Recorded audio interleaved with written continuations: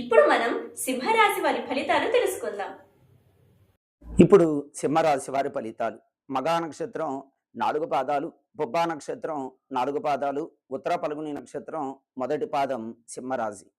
ఈ రాశి వారికి ఆదాయం 5, వ్యయం 5 రెండు కూడా సరి సమానంగా ఉన్నాయి. రాజపూజ్యం 7, అవమానం 7 రెండు కూడా సరి సమానంగా ఉన్నాయి. ఈ రాశి వారు ఆధ్యాత్మికంగా రాణిస్తారు. కుటుంబ వ్యవస్థ బలోపేతం అవుతుంది. భార్యాభర్తల మధ్య అవగాహన బాగుంటుంది. శుభ కార్యక్రమాలకి ధనం బాగా ఖర్చు పెడతారు. గృహంలో మంగళ తోరణాలు అంటే ఇంట్లో ఎవరికైనా పెళ్లి కావాలన్నా, గృహప్రవేశం కావాలన్నా యోగప్రదమైనటువంటి కాలము. బంధుమిత్రుల కలయిక, ఆదాయానికి మించిన ఖర్చులు, ఆర్థిక లాభాలు కూడా ఉన్నాయి. ధార్మిక కార్యక్రమాలు ఎక్కువగా చేస్తారు. ఆధ్యాత్మిక జీవితంతో మంచి ఫలితాలు పొందుతారు. స్థిరాస్తులు సమకూర్చుకుంటారు. అంటే స్థలం కానీ ఇల్లు కానీ కొనేటువంటి యోగ్యత ఉంది. వృత్తి వ్యాపారాలలో అభివృద్ధిని పొందుతారు. చేసే పనులు ఆలస్యంగా పూర్తవుతాయి. సంతానం సృజనాత్మకంగా చదువుల్లో రాణిస్తారు. పోటీ పరీక్షల్లో ఉత్తీర్ణత సాధిస్తారు. మత్స్య సంబంధ వ్యాపారస్తులకు యోగప్రదంగా ఉంటుంది.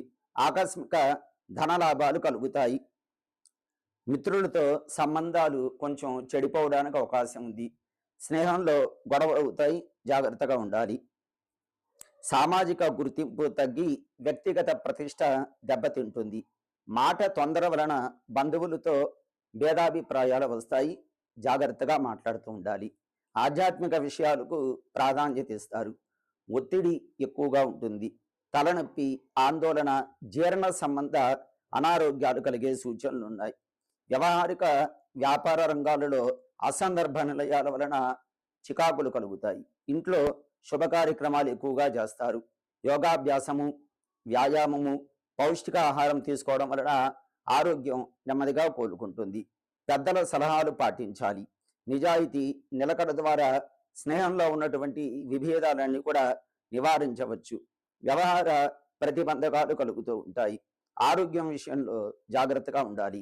ఖర్చులు పెరుగుతాయి. ఆకస్మికంగా వైద్య సహాయం అవసరమవుతుంది. అపమృత్యు దోషం ఉంది. మృత్యుంజయ జపం చేయించుకోవాలి. ఈ రాశి వారికి అదృష్ట సంఖ్య 1. ఆదివారము, సోమవారము, బుధవారము యోగప్రదంగా ఉంటుంది. రుద్రాభిషేకం చేసిన, శివారాధన చేసిన యోగప్రదంగా ఉంటుంది.